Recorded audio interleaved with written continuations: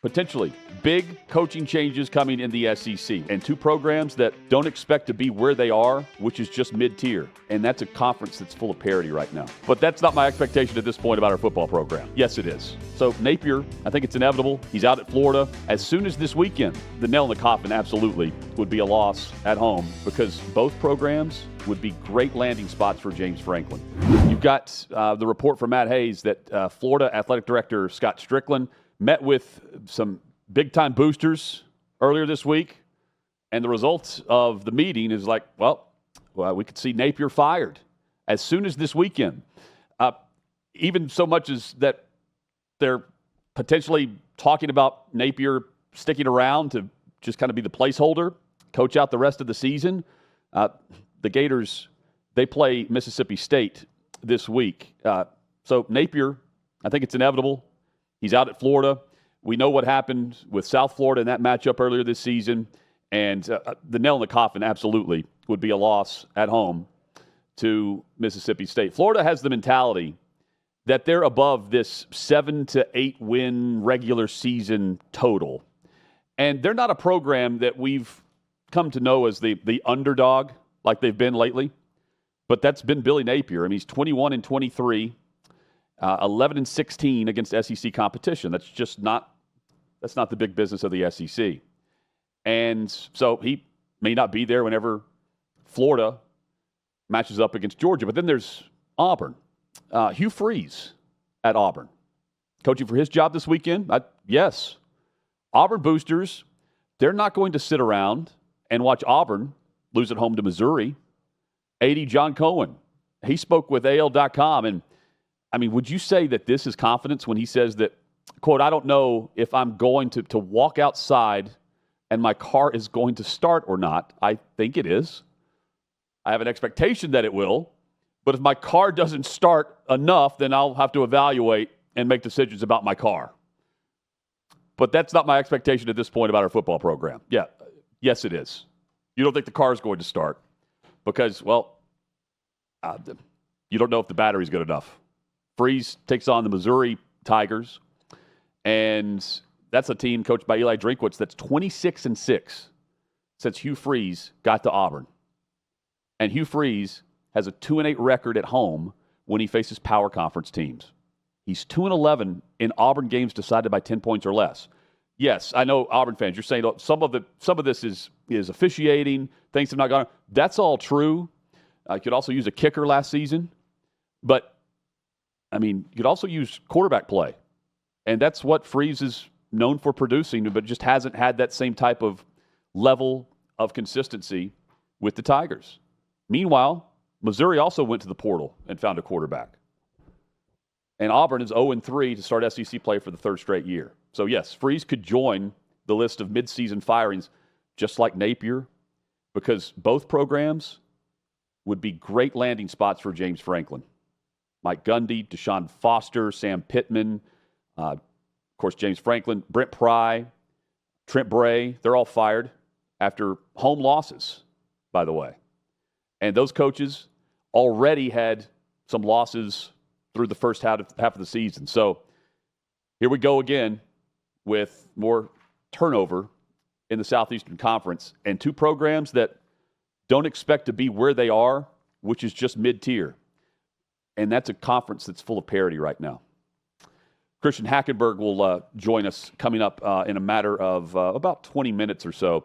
We'll dive into James Franklin and some potential landing spots for him. Also, what's next for Penn State. Before that, though, it's time for one big thing on every NFL game. NFL Week 7 game previews for you right now. The Ravens and Bills, they have the week off. Thursday Night Football. Steelers on the road in Cincy. Steelers offense, some of the worst production if you look at just total yards, rushing yards.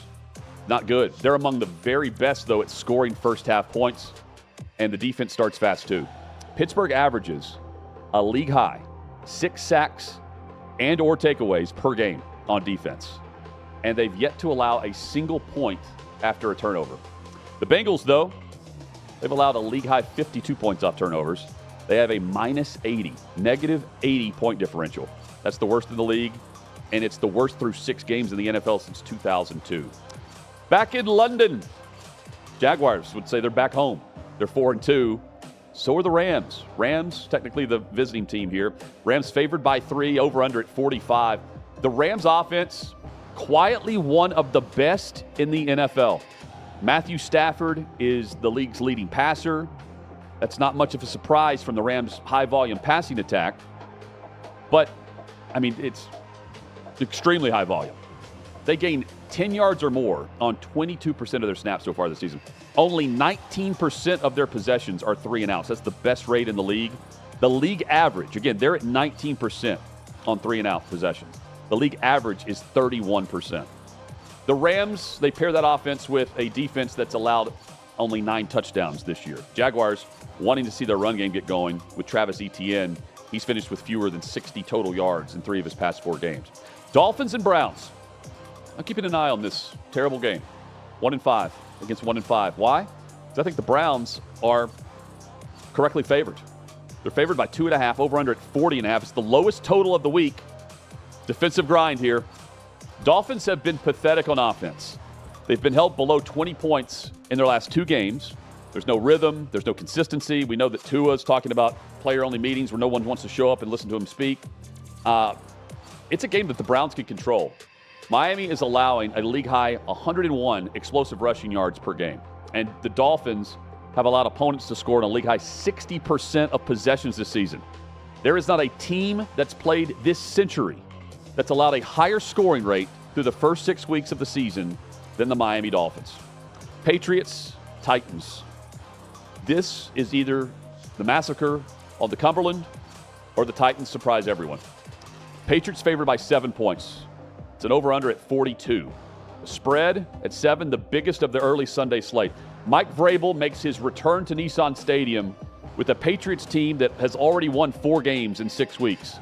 It's New England's best start since 2019, the best for a Patriots quarterback not named Tom Brady since 1999. Meanwhile, Brian Callahan, he was fired Monday. He won a total of 4 games in his 23 as head coach for the Titans. Mike McCoy's the interim, taking over a team that last Sunday against the Raiders produced 160 total yards. They were sacked 6 times and turned the ball over 3 times. Bears are hosting the Saints. Chicago's favored by 4.5 here. Bears have won 3 consecutive games. They're climbing in the standings. Caleb Williams plays well at home. The Saints have been non-competitive on the road this season. They've been outscored 75-32 in their 2 away games. They're also one of the worst offenses in the NFL. They've yet to even have 100 points combined on the season offensively. Saints, they've been outscored by 49 points in the first quarter. If you're looking for a prop bet there, take Chicago early. It's the worst margin in the league, 49-point differential. Chicago's best offense, by the way, generally comes in the first quarter. They're fast starters. Chiefs, Raiders. Chiefs favored by 12. It's the largest spread of the week. Geno Smith has thrown 6 interceptions over the last 3 weeks. He's taken 6 sacks over the past 2 games. Patrick Mahomes, meanwhile, is Patty Mahomes. He's raised his completion percentage in 4 straight games. He's coming off of a season-high 8.5 yards per pass attempt. Rashee Rice has served his 6-game suspension. He can return to the Chiefs lineup here. Looks like Kansas City's about to get rolling. Vikings and Eagles. It's a solid matchup. Eagles favored by 2 on the road in Minnesota. 43.5 is the over-under. That's a low total. I think that's for good reason, though. Philadelphia is averaging just 6 passing plays of 10 or more yards per game. That's the fewest in the league. Carson Wentz, he's still dealing with a shoulder injury. You've got J.J. McCarthy, who's returning from an ankle injury. He's been sidelined since week 2. But if you're looking for a reason to take the over has hit in 4 of the Vikings' 5 games this season. Jets, winless. Panthers, they're 3-3. Carolina's favored by 2. They are the road favorites here. It's been a while since we've seen Carolina do much in that department. It's the 3rd time in his career that Justin Fields was sacked 7 or more times and also passed for fewer than 100 yards. Over the past 10 years, the rest of the NFL has had 4 of those games total. This century, no other quarterback has had more than 1 of those games. Again, Fields, it was the 3rd time in his career we've seen this. Carolina's ground game, firing on all cylinders right now. They should have no trouble moving the football here against the Jets defense that's in the bottom third of the league in total defense. Here are your late afternoon starts. Broncos and Giants. Broncos at home, favored by 7. The game has the lowest total of the week at 40.5. It's going to be a hard-hitting game. Denver defense stout against the run. They allow just 89 yards per game total. They're facing that battering ram that is Cam Scatterbo. And since quarterback Jackson Dart took over as the starter, New York has averaged 23 points per game, and the Giants have scored 7 touchdowns on 12 red zone trips with Dart at quarterback. Chargers are back at home. They are hosting the Indianapolis Colts, who are 5-1. So the Chargers favored here, over under at 48.5. It's a toss-up game. Lowest spread of the week at 1.5, but it's the second highest point total of the Sunday afternoon games. The Colts, they have the top scoring offense in the NFL. They have the NFL's leading rusher in Jonathan Taylor, 603 yards. And the offense averages nearly 6 yards per play this season. On the other sideline, the Chargers defense, a top 10 unit in regards to total defense. Can they hold Indianapolis to field goals? No one else has been able to. The Colts have scored a touchdown on 10 consecutive red zone trips. They've converted 14 of 17 red zone trips for touchdowns over the past 4 games. They are cruising right now. Crazy. Shout out Dan Dockage. Cardinals and Packers. Arizona's back at home. They're hosting Green Bay here. Packers 3-1-1. Cardinals are 2-4. Packers road favorites by nearly 6.5, I think is what it was earlier this morning. Kyler Murray remains limited in practice. So does Marvin Harrison Jr. You've got the Cardinals' offense, though, with Jacoby Brissett that was actually better than with Kyler Murray, even though Murray's going to come back and be the starter if he's healthy. With Jacoby Brissett, they had a season-high 27 points. They gained a season-high 320 yards. The stat sheet's weird for Jordan Love. He's playing well, but the stat sheet, if you just looked at him compared to other quarterbacks around the league, just doesn't measure up. That's due to the Packers leading in the NFL right now in snaps that they have in the second half where they hold a lead. They lead the NFL in snaps while holding a lead in the second half. Love only averages 12 dropbacks in the second half right now. 12 dropbacks through the third and fourth quarters combined on average. Cowboys and Commanders. Cowboys 2-3-1. Commanders come in at 3-3. Road favorites here for Washington by nearly a field goal, over under at 54.5. It's the highest total of the week by a significant margin. Both defenses are vulnerable. Both offenses push the ball downfield. Both defenses allow more than 7 yards per pass attempt. But it's Dallas at home. It's regular season Dak Prescott, who has arrived yet again. Through 6 weeks, the Cowboys 3-0 against the spread as an underdog. They're 0-3 as the favorite. Sunday Night Football. Falcons hitting the West Coast to take on the 49ers. Niners favored by a field goal. Over-under at 47.5. Again, Sunday Night Football here. Atlanta took down the Bills. Now they're traveling to face a banged-up San Francisco group. Fred Warner, Nick Bosa, they're lost for the season. Brock Purdy, George Kittle banged up. Ayuk, Pearsall, Jennings, all hurt. Yet San Francisco is 4-2, just like the Seahawks and Rams in their division. The Falcons might be able to pick up their passing attack this week. They have 6 rushing touchdowns compared to just 4 through the air over the past 4 weeks. That's their stat.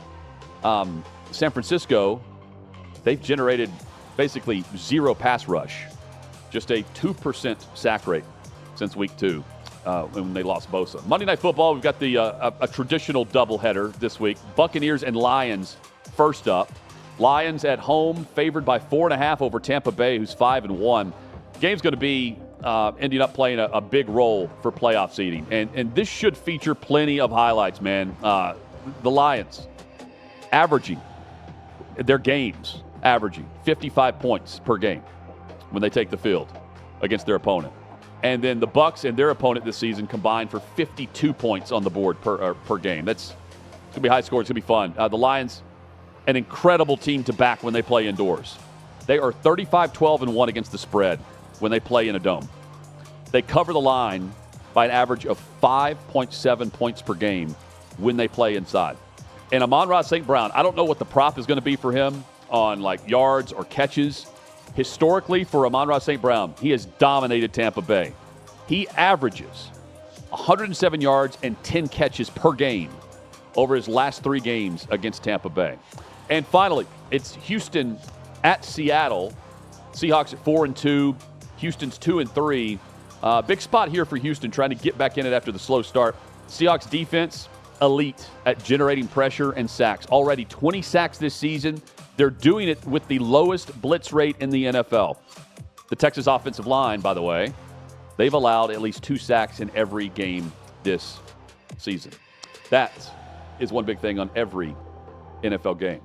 Straight ahead, we've got Primary Complaint and Christian Hackenberg here on Hot Mic.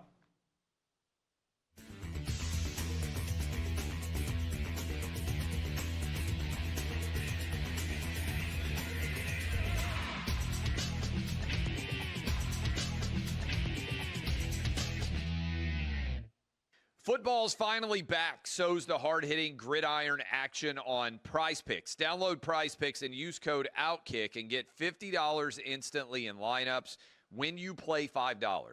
Must be present in certain states. Visit prizepicks.com for restrictions and details.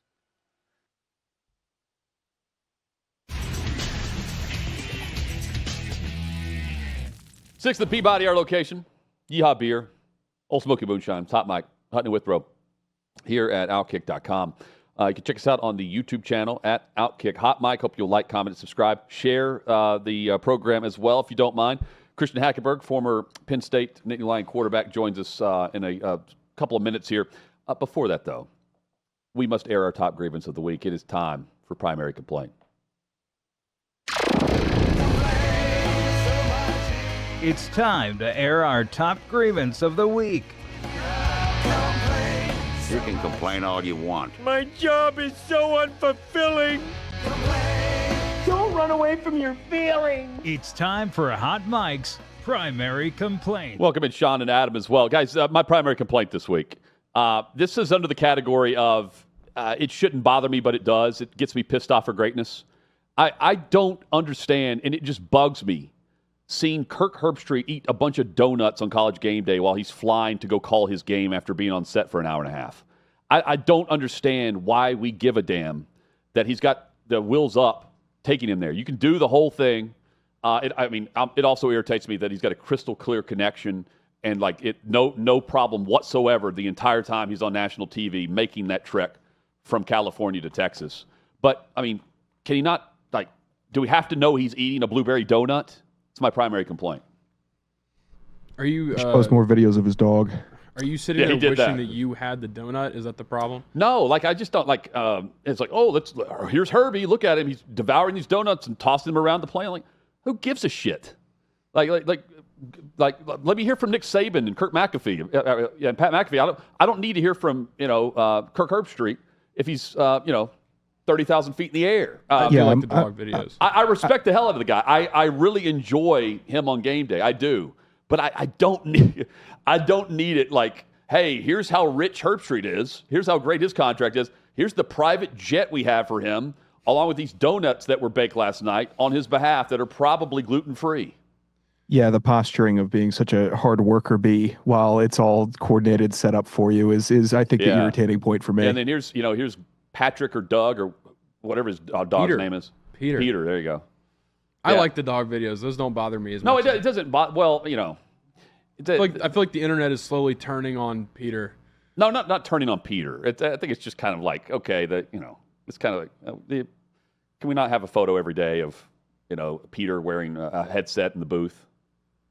He's the first person with a dog, though, Hutton. It's a big deal for us to have. It's Golden Retriever's a new breed. Sent that way, golly. Yeah, and also it's immaculately groomed. Are you guys with me on this? I don't 100%. hate it, but it's like nails on a chalkboard to me. Yeah, just call the game. Just put the fries in the bag. Herbstreit's best at that. And then when he's trying to come off as relatable. How does Saban get home? I mean, we don't track him. He just gets there. He just gets Miss Terry takes care of everything. What's up, Adam? Guys, my primary complaint is a yearly one. We're about a little over a quarter of the way through the NFL season, right? Almost halfway. Yeah. And fantasy football this year has been just like every other year for me, where I feel like I draft really well, and then I have weeks that prove that out, and I score like some of the highest scores in the league. Mm-hmm. But then the other weeks, no one on the team shows up, and I score the least amount in the league, and it's that way every week for me. But here's the part where it really gets annoying. The weeks where I finally do score points always seems to be the week where whoever I'm playing outscores everyone in the league but me. Yeah, you're facing like Scatterboo. Yeah, but they only outscore me, not anyone else in the league. Had I been playing anyone else, I would have won. So I feel like I'm drafting good teams, but I'm getting unlucky with the schedule, and that's my primary complaint. Unless you're not injured. Yeah. Play better defense, Adam. Yeah. I needed to draft a kicker in the 9th round, and that would have put me over the edge. By the way, look at our green. We're matching very well today, gentlemen. Yeah. My primary complaint, the Celtics coaches play the Celtics media in a scrimmage exhibition. They beat them 57-4, and all of the Celtics media was like glowing reviews, great articles, big pop. And then there's this jackass, John Zanis, who quote tweeted it and called it like subtle bullying from the Celtics staff and especially Joe Mazzulla to try to set the tone against the media. I'd love to pull it, but the coward deleted the tweet because he was so wrong, and he got crushed for it because it was just one of these guys that couldn't let a good fun thing be a good fun thing and felt like he needed to rain on the parade for no good reason. This guy John Zanis is a loser. Man, can you imagine how awkward some of these guys would look at these in these situations? Yeah. And Mazzulla was like, it humanizes everybody. Humanizes the coaches, the media. We're all having a shared experience. Let's be honest here. This is why he's doing it. We all know. They're videoing this. They're laughing behind the scenes. They're doing like slow mo. Look at this idiot, like try to hit a free throw. Like, they're breaking this down for the team on the flight whenever they're, the first road trip. Like, it's a gift. It's like, hey, here's the prank we pulled on the media, everyone. I don't mind it. I thought it was. I thought it was hilarious. Good. It was in good spirits. And there's always somebody that it was a Karen move from a guy that's like in sport. Like, go find a different job. If you think that this is such a crime that you need to call it out, you don't belong in the industry. Was that guy part of it? Was he playing? I don't think so. I don't think he got to play. The media being asked to do something like that, like the Titans, whenever they first moved to Nashville from Houston, I was not a part of this. I'm not. I'll go back a ways, but not this far back. There are photos, though, of the current media members that are like, they did something like this with coaches out in the field. Not like pads or anything, but there's like photos of some of the writers like taking a handoff through the A-gap. And it's like, I would compare that to like 7th grade picture day, where like no one, like the most awkward era of your life is always the one that your mom wants to keep of the photo at school, with braces and, you don't know, if you're going through puberty or not. You're probably still holding a stuffed animal because they put one in your lap, like one of those deals, like 3rd, 4th, 5th, right in there, where it's just you look like an idiot. That's the version of this for media members. Christian Hackenberg about to join us. Guys, good job. Well done with primary complaint. Christian Hackenberg, former Penn State Nittany Lion quarterback. He will give great perspective on what's going on in Happy Valley. We've got plenty to discuss with James Franklin. This all happened very fast. There's some vibe that has Franklin kind of on his way out anyway, like the mutual. Some that say, this is just what was going to happen based on expectation. And then what's next? If you want to win national championships, who do you hire? And if it's not Matt Rule, who would it be? We asked the former quarterback next.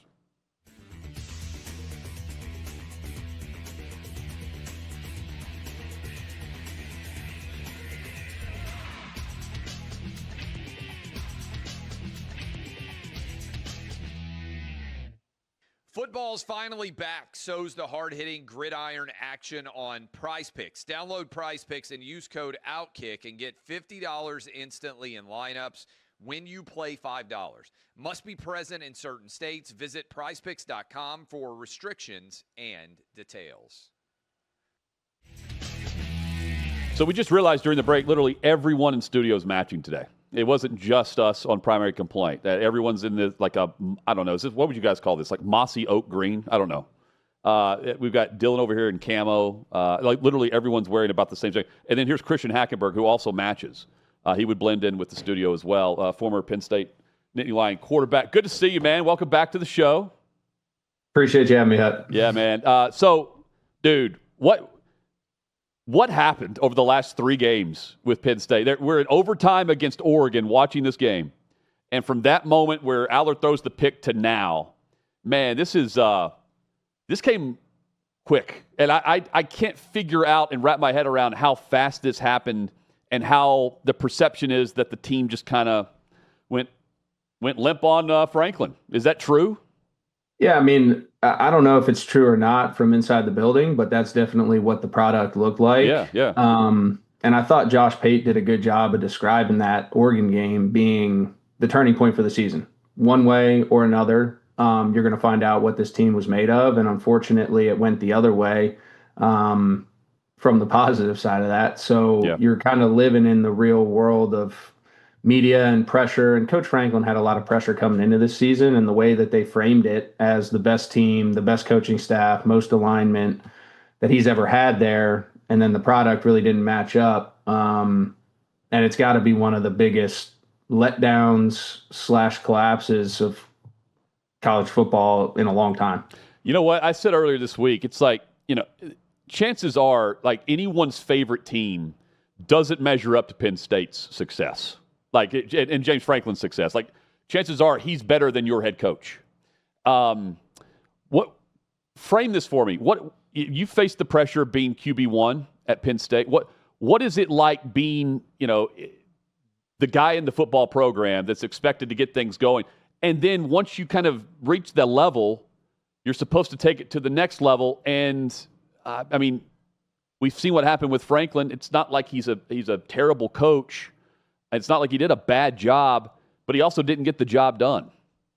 Yeah, I think where Coach Franklin struggled the most, he was consistent, and I'll give him that. And there's a lot of positives to his tenure at Penn State in terms of development around the program, buildings, building facilities, lobbying for money as an injection into the program.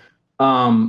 But when you look at that's a CEO type of role to me. And that's what he's really, really good at. When you look at his hires, then with the exception of probably Joe Moorhead, from a coordinator standpoint and the actual X's and O's on the field and the execution of the talent accumulation that he was able to get via recruiting and the transfer portal of recent years, it just hasn't matched up, man. And when you don't have that aspect of it, at the end of the day, you can have all the toys and trinkets and fireworks around a program, but it comes down to production on the field, and it comes down to success, and that's ultimately what you're going to be judged by. So do you think that they maximized the talent that he had brought in, or did they level off to a point where they'd never reach their true ceiling?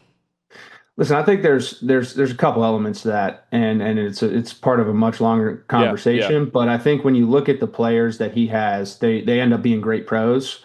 He recruits a lot of attributes, right? Mm-hmm. And this is kind of the old school football guy in me. Like, I didn't see a ton of football players, like violent football players, pretty much after the Big Ten championship team. You know what I mean? There were some guys, right? There's exceptions. Yeah. There's outliers, but I didn't see a lot of football players. I saw a lot of guys that could run really fast, jump really high, move a bunch of weight. Measurables. Do all those things. So I think that's definitely part of it. And then again, when you I looked at this team as a perfect example, like with at least what it's built. And again, I'm not in the building every day. I don't watch practice. I'm not in the meeting rooms. But when you look on paper, like this was a physical football team up front on the offensive side of the ball. Mm-hmm. You had 2 great running backs coming back. You filled the gaps at the receiver position that you were looking to fill. You had depth in the tight end room. Granted, they're not all Tyler Warren, but that could have been production by committee. Mm-hmm. And you had a senior quarterback coming back, right? I made the comparison that this offense should have looked a lot like Andrew Luck when he was at Stanford, where you have a downhill physical running game, Drew's working off play action probably 40 to 50% of the time. That's where you create your explosive plays, right? But from the first game, it just seemed like this offense was calling plays to call plays. There was no rhythm. There was no anything. And I think that's part of the issue, right? Is like there's no real identity for the program in terms of the football players you're bringing in and what you want to be on that side of the ball. I thought the defense has had that for quite some time. It just didn't quite work out with Knowles. I think we're a little thin at linebacker, which hurts, and then Tony Rojas coming out. I also think we could have done a better job recruiting on the interior of the defensive line. I think we have really good players, but I don't think we have the 6'5", 340 pound guy that's just going to hold double teams and allow your athletes to go make plays. But I think it's just been that, man. You get a lot of talent, but there's no real identity or action that they've been able to do up until this point, and that's ultimately, I think, what gets them in these quote unquote big games. So I mean, we could see Billy Napier added to the list of fired coaches midseason after this weekend, according to reports. Maybe Hugh Freeze as well. Those programs compared to Penn State, I think the narrative will be, Florida wants to jump in because Franklin's available, and they want to go ahead and get in the mix and see what's going on there. With Penn State also open. Compare the jobs, and do you even compare them with what type of coach the two programs, maybe three, throw in whoever you want, the type of coach that the program actually needs right now? Yeah, I think, no, you can't compare them. And the Penn State job just doesn't come open often. You know what I mean? I mean, you had Joe there forever. Bill came for 2 years. Franklin was there for 12. The Florida job's been open a bunch, at least in my lifetime. You know what I mean? So I think that there's something to that. And I think the one thing that goes into this coaching carousel and the hiring process, and why Pat made the decision when he did, was he said it in his press conference, the next coach will have to fit Penn State. And that's really hard to put into words. But if you're not in the ecosystem, in the culture, you're not going to really get it. But it's not like an SEC culture. It's got plenty of resources. It's got all these things, but there's just something different about Penn State. And there always has been. And I think that goes back to how Joe built the foundation of the program and the identity of the program. And subsequently that has matriculated into the fan base, the donors, the alumni. And that's something that I think Penn State takes a lot of pride in. And that's going to be the kicker in this process. And that's why I don't really compare Penn State to really any other job. There's maybe a handful of them. Maybe you could say Notre Dame from a tradition and culture standpoint. Okay. Yeah. But it's tough, man. It's not really an SEC culture, but you have all the resources that you need to go and win. So does it make too much sense? You're describing Matt Rule to me. I mean, it's his school. Yeah. Does it make too much sense to just go and hire Nebraska's coach? Listen, I think what's hard about it is, again, Pat said they're going to have to fit Penn State. That's the wild card to me. But I also think that when you look at the decision from the athletic department, from his seat, he's betting this is a legacy hire for Pat. He hasn't made a hire like this anywhere else he's been, and he's betting a lot on that. So peel back all the emotional side of this and all the names and all the fluff you want to put in the media. He's going to hire somebody he trusts. Point blank period with his career. Then you're going to need to bring in somebody who's going to have assets with them, because you can expect probably in today's day and age, 20 to 30% of the roster hits the portal in this winter window. And your recruiting class is already kind of falling apart. So you're going to need somebody who can come in and resuscitate that quickly. But you have to have a coach who has an asset. So I think that's hard to go out and hire a coordinator, right, without trying to give them a 2 or 3 year window to really build what they want to build. And I don't think the fan base has the appetite for that. And then the third thing being that they have to fit Penn State. And I think that's a really, really, really small list. Matt's definitely in the equation. I think you could argue a few other people, but at the end of the day, no one's got a crystal ball. But those are the three things that I think are going to go into the decision. Do you have a couple of other names? I honestly, I wouldn't know who you're describing there. In 30 seconds, just give me a few that you think would fit. Yeah, it's tough. I mean, I think again, your A is Ruley, Signetti. Cignetti's not leaving though, right? Yeah, I mean, and that's the thing though, is like, can you throw a bag at it with you're spending money already on right. I mean, and that's, you don't know really how much money coach is going to get paid out. There's a lot of things that go into that, but you're throwing money at it already. So maybe it's appetizing. I really like Drinkwitz at Eli at Missouri. Yeah. I think he's awesome. But you got to find someone like that. I think Fran Brown at Syracuse is another guy who's an interesting one. He gets the Northeast from Camden, New Jersey. But it's going to take something like that. And I think he's got That's a good one. An A list. And then everybody else is going to have to be kind of a swing and hope it really works. And there's going to be a lot of homework that goes into it. For the record, I think North Carolina should go hire James Franklin after they bounce from Belichick. Hey, final thing for you. Why did it not work for Drew Allar? I did feel like Penn State did what it could. They changed coordinators. They go out. They pay for the top guys. They hit the portal at wide receiver. Why didn't we see Allar take this to the next level? Yeah, I think that's tough, man. I really like the kid. I think he's a good kid. I don't know how much kill he has in him, if that makes sense, in terms of a leader of men, but he has all the attributes and kind of what we talked about earlier. I think the dysfunction in terms of identity from an offensive standpoint never really meshed up with his skill set, and it wasn't an easy marriage for him. And with a guy with his skill set, that's hard. If you got a guy who can run around and make plays and is electric, kind of like, your Johnny Manziels of the world and stuff like that, they can make a lot of stuff right. But Drew's skill set isn't really that. And I just don't think the system ever really matched his skill set. And, the intangible side of it was tough. And I don't want to challenge him again. Like he's a great kid as a quarterback that's been there at a tough time. Like, love the way he represented the program. And you've been there, and you know the pressure involved with that.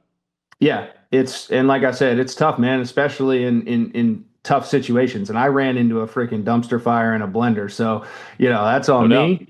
But I think it takes a special kid to be able to get out the other side of that with any type of positive. And Drew does have some positives. He's gonna have a shot. He's got to get healthy. But I just think there was a lot of factors that played into that weren't necessarily him. There were some things that were him this year, but I think there was a lot of things that didn't make the situation completely conducive. And I've said it before, the quarterback position is the most dependent position in football. Too many factors that go into an individual player's success. And I stand on that, and I think this is a perfect example of that. Hey, final minute here. Is Indiana winning the conference? Dude, they got a shot, man. Like I said, Siggs, when you talk about a guy who has the charisma and the attitude, and he must be getting a lot of support from Indiana in today's day and age, it's a great thing, man. And they're a good football team. I'm excited to see them. I'll be up at that game. I'm excited to see them. All right, cool. Dude, I wish more coaches were like him. Yeah. Well, he said it best, man. It's the entertainment business. You know what I mean? It's a promo. He's cutting a promo.